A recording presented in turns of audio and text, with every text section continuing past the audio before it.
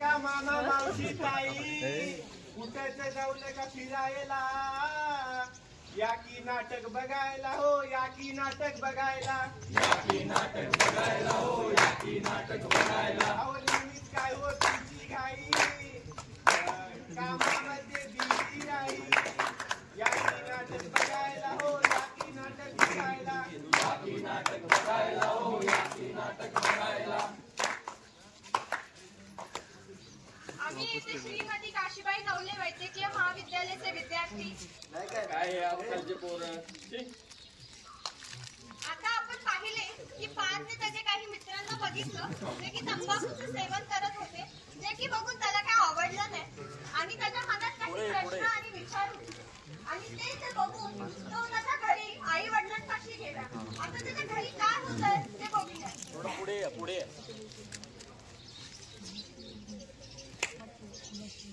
अहो पप्पा हे काय तुम्ही दररोज कुठे करता काहीतरी तुझा वाद लाल लाल करून ठेवता. अरे लेका तू माझं सोड जा तू तुझ्या अभ्यासाचं बघ जा. नुसता कामाचा राडा पडलाय या माणसाला तर काही कळतच नाही. काय तू काही मिसरी घासते ते जात सगळे काय होऊन आता काहीतरी वाद येतो काय करत तिची. काही नाही होते पोरा तेवढेच माझे काम पटापटा आरंभ. त्यानंतर मी जेवणानंतर मी सगळं जेवण करून जर सगळे कामं केले तर मग कसं होणार त्यामुळे मला हे सगळं खायला लागतंय. अहो आई पप्पा मास्तरांनी सांगितलंय हे असलं काही खाल्लं ना की म्हातारपणात लई त्रास होतो पुन्हा मग दवाखाना वगैरे सगळं सुरू होतं. तुझी आजी आहे की अजून टवटवी तिला लागते की मिश्री या घरात तुम्ही ऐकतच नाही मला. जा रे बाबा जा एखाद कामाचा राडा. आपण बघितले की पाचच्या मनामध्ये गाडी होत्या त्या काही घरामध्ये त्याला समाधानकारक उत्तर मिळालेलं नाही आणि त्याच्यामुळे तो निराश होऊन घराबाहेर फिरत होता जेथे त्याला चौकीवर त्याचे कॉलेजचे मित्र भेटले जे की त्याच्यापेक्षा 1 किंवा 2 वर्षांनी मोठे राहुल आणि पिंट्या. आता त्यांच्यात बघू काय होत आहे. अरे काय म्हणता. अरे ये बरं झालं तुम्हाला ये घे तू पण ताज्या मागे. नाही हे गोळी तुला काय करतोय. अरे घेऊ दे रे त्याला वाईट दिवस चालू आहेत त्याचे. अरे पण याला कळलं पाहिजे ना याच्याने किती त्रास होतो. अरे तुझी हाईट किती तू बोलतो किती तू पण कॉलेजला जाणार आहे मग हेच करायचं आपल्याला. अरे पण शाळेत आपल्याला शिकवलंय ना असला खाल्ल्याने लई त्रास होणार नंतर पुन्हा दवाखाना वगैरे सगळं सुरू तरी पण करायचं. अरे शाळेत तर खूप काही शिकवलं घे सर. नाही अरे घे अरे घे रे अरे घे.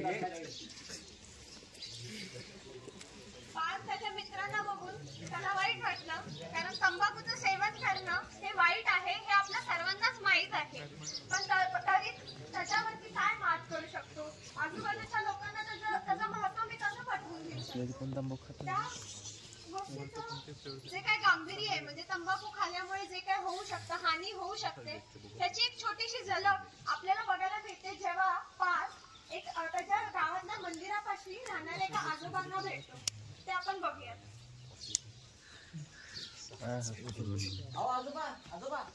अरे पार्थ लेका कुठं आहेस तू लेटी दिसला नाही. तुम्ही कुठे होते एवढ्या दिवस आणि काय झालं तुमच्या तोंडाला काय पट्टी लावली. अरे पार्थ मला माझ्या चुकीची शिक्षा मिळाली रे. मला कॅन्सर झाला रे पोरा. काय कॅन्सर. अरे पोरा ते समजा फक्त माझ्या तंबाखू आणि मिश्री खाण्याच्या सवयीमुळे झालं बघ. काय होतं ते सगळं गेलं शेत गेलं घर गेलं पैसा दवाखाना सगळं झालं. आता मी काय माझ्या नातवाचं लगेच बघत नाही की रे. आपण डॉक्टर आहे की बघायला डॉक्टर ठीक करेल ना तुम्हाला एवढं काय नाही बघ आता जेव्हा देव बोलवल तेव्हा जायचं. तू असलं काय करू नको रे पोरा. ठीक आहे काळजी घ्या आजोबा. आजोबांची अवस्था बघून पाचला खूपच वाईट वाटलं कारण त्याच्या आजूबाजूचे मित्र आणि घरचे हे दररोज त्याचं सेवन करतात. मग ह्यावर काय करायचं त्याचा विचार करत तो बसला होता. त्या दरम्यानच गावामध्ये जनजागृती निर्मित आपल्या जवळच्या श्रीमती काशीबाई नवले मेडिकल कॉलेजने आरोग्य शिबिर आयोजित केलं होतं जेथे 2 स्पेशलिस्ट डॉक्टर ओ आणि डॉक्टर आदित्य आले होते जे की गावकऱ्यांशी संवाद साधतात. आपण तो संवाद ऐकूया.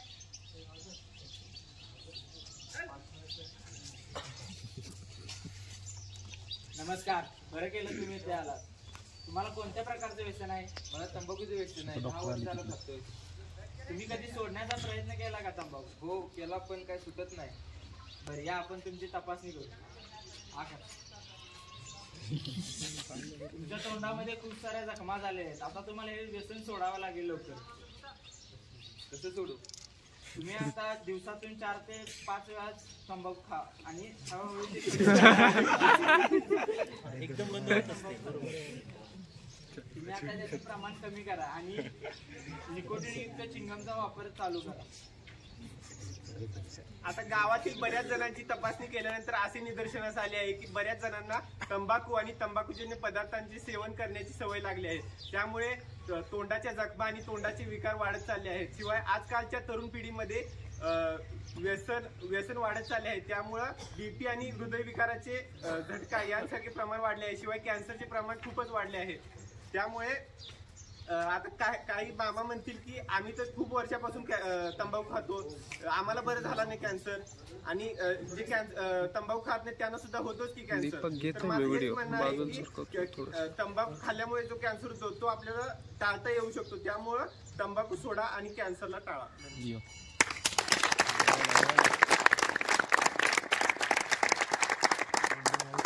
आपण पाहिले की कसे डॉक्टर साहेब आले होते आणि त्यांनी आपल्याला माहिती दिली की तंबाखू खाल्ल्यामुळे काय होतं. एवढंच नाही की खायचं नाही, पण त्याच्या मागचं विज्ञान की आपल्या शरीरात त्याच्यामुळे काय हानी होऊ शकते, कशा आपल्याला सवयी असतात, तिखट वगैरे कमी होतं लागणं, जखमा सुरू होतात, याची माहिती दिली. आणि या गोष्टीला जर तुम्हाला सोडायचं असेल किंवा ह्याच्यावरती उपाय शोधायचा असेल त्याचीही माहिती दिली. आमच्या रुग्णालयामध्ये 13 नंबर ओपीडी मध्ये ह्याची सुविधा उपलब्ध आहे. तुम्ही येऊन ती केव्हाही घेऊ शकता. शासनाकडून वेगवेगळ्या रुग्णालयांमध्ये पण ही सुविधा उपलब्ध आहे. त्याचा तुम्ही लाभ घ्यावा आणि आपण सगळ्यांनी मिळून एकमेकांना समजून या गोष्टींना एका समोरी जाऊन मात केलं पाहिजे. आणि म्हणूनच व्यसनमुक्त गोगलवाडी, व्यसनमुक्त गोगलवाडी, धूम्रपानाचा निषेध करा,